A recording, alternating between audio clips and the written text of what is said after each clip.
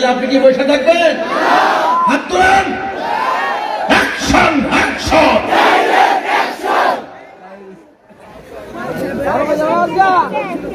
কষ্ট হচ্ছে আপনাদের? দুঃখ হচ্ছে আপনাদের? সাহাবীর টাকা নাই, পয়সা নাই, লাস্টে গিয়ে রাসূলুল্লাহ দিতাম তো আমার জীবনটা দিয়ে দিব। এইরকম স্পিরিট লাগবে, এইরকম কনফিডেন্স লাগবে, এইরকম কন্টেন্টমেন্ট লাগবে, এইরকম জিহাদি মনোভাব লাগবে, না এক করে পুরো টাইম নিয়ে আপনাদের ক্ষতি করার চেষ্টা করবে।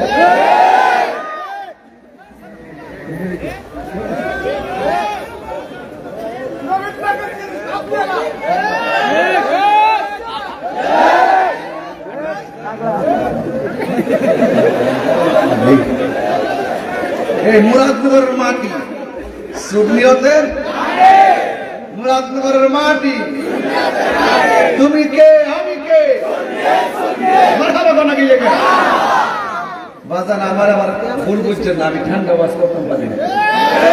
এটা বয়সের দোষ হইতে পারে, এটা হাইটে দোষ হইতে পারে। যখন দেখি যে নবীর শান ডায়া করে বাজার, কেমনে নবীর বিরুদ্ধে কথা কয়, যেই নবী মৃত্যুর সময় সামনে আয়া হলে জীবন ধন্য, যেই নবী কবরে এসে কুলে লইলে জীবন ধন্য, যেই নবী হাসর মাঠে সুপারিশ করলে জীবন ধন্য, ওই নবীকে যারা আমাদের মতো বলে, গালাগালি করে, ফালতু বলে, এদের কি ঈমান আছে? এই কথাগুলো বললেই তাই রোজি বলে না, শত্রুর অভাব নেই, এরপর চিন্তা নাই, মুরাদনগর আসতে শান্তি পায়। এই দেশের মানুষ নবী বান্ধব মানুষ, এই মুরাদনগরের মানুষ নবী বান্ধব মানুষ, মুরাদনগরের মানুষ কোরআন প্রিয় মানুষ, মুরাদনগরের মানুষ ইসলাম প্রিয় মানুষ, মুরাদনগরের মানুষ বাতিলের সঙ্গে আপোষ করে না, মুরাদনগরের মানুষ বাতিলের লাল চক্ষুকে ভয় পায় না, কারণ মুরাদনগরের চোখের মধ্যে আছে মদিনা বানার সবুজ গম্বুজের দৃশ্য। কথা বলে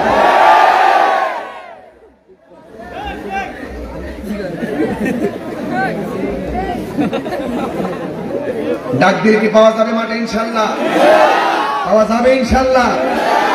তুমি কে, আমি কে, সব এক থাকবেন ইনশাল্লাহ। কত গেলে ইনশাল্লাহ কথা বলেন, আমরা নবীর পক্ষে আছি তো ইনশাল্লাহ। আল্লাহর হাবিব বলেন, সাহাবী তোমার সম্পদ পাই আমি খুশি, তোমার জীবনের ওয়াদা পাই আমি খুশি। হঠাৎ করে একটা মহিলা নবীর ডাক দিয়ে, ইয়া রাসূলুল্লাহ, ইয়া হাবিবাল্লাহ, নবী গো, শুধুমাত্র তারাই যাবে আপনার সঙ্গে, আমি কি যাইতাম না? আমার নবী, আপনার নবী ডাক দিয়ে বলে, মা আমি জানতে চাই তোমার স্বামী দুনিয়াতে আসেনি? দেখেন আমার নবী এখানে মার কথা বলে নাই, দেখেন এখানে আমার নবী বাবার কথা বলে নাই, আমার নবী বলছে তোমার স্বামী আসেনি। তার মানে প্রমাণ হয়ে গেছে আমার নবী হলো গায়েবের খবর দেনওয়ালা। আমার নবী ডাক দিয়ে, মা তোমার স্বামী আসেনি? মহিলাটা বলে, ইয়া রাসূলুল্লাহ, আমার স্বামী আছে, তবে স্বামীটা প্যারালাইসিস, লড়তে পারে না। আমার নবী বলে, মা আল্লাহ ছাড়া যদি পৃথিবীর কাউকে সাজদা করার অনুমতি দেওয়া হতো, তাইলে স্ত্রীকে অনুমতি দিত স্বামীকে সাজদা করার জন্য। এই জন্য সুন্নিরা মাজার যায় সাজদা দেয় না, মসজিদে যায় সাজদা দেয়। কথা বলেন ঠিক কিনা?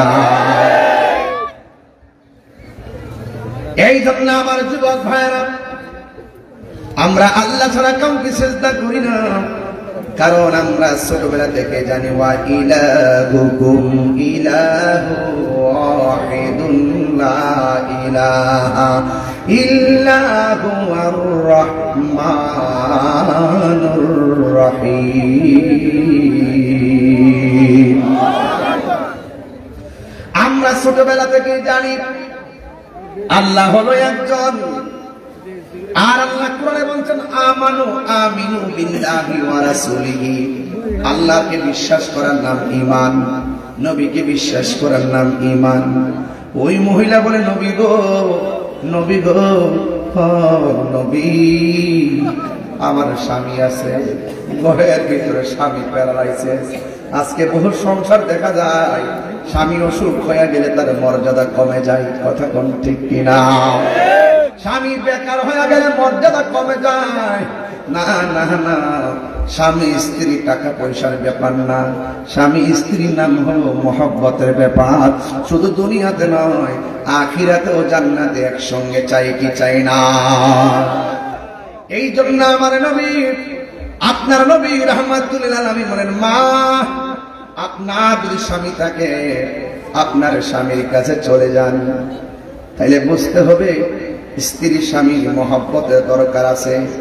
হুন্না লিবাসুল লাকুম ওয়া আনতুম লিবাসুল লাহুন্না। নারী হলো পুরুষের পোশাক আর পুরুষ হলো নারীর পোশাক। মা আপনি আপনার স্বামীর কাছে চলে যান। মুরাদনগরের মা রহিমার দিকে একটা বার তাকাও। রহিমা ডাক দিয়া বলতে, স্বামী হ্যাঁ, আপনার অল্প কিরা খাইয়া যারা যারা কইরা বাড়াইছে। আর ওই আয়ুব নবী আল্লাহ রে আল্লাহ অল্প কিরা খাইয়া শেষ করে ফেলাইছে, আমার কোনো আপত্তি নাই। প্রয়োজনে হাড্ডি পর্যন্ত খাইয়া ফেলাইলে আপত্তি নাই, শুধুমাত্র আমার জিহ্বার মধ্যে কিরা লাগাইও না। ওই কেন? ওই জিহ্বাটা ভালো থাকলে আমি তোমার জিকির করতে পারবো। এই জন্য ভাইয়ের আমার ওয়াজটা ধারণ করা লাগবে। রহিমা ডাক দিয়ে স্বামী গো, আমার মন চাইতেছে আপনারা আমি একটু আদর করবো। ও রহিমা, অল্প পচে গেছে, তুমি আমার কিভাবে আদর করবা? ও স্বামী গো, আমি আপনার পিঠের মধ্যে একটা চুমা দেব, চুমা। হ্যাঁ রহিমা, ঠিক আছে, তুমি আমার আদর করো। এবার রহিমা তার স্বামীর কাছে গেলেন, যাইয়া কপালের মধ্যে চুমা দেয় নাই, ঠোঁটের মধ্যে চুমা দেয় নাই, গালের মধ্যে চুমা দেয় নাই, হাতের মধ্যে চুমা দেয় নাই। তিনি কি করছে জানেননি?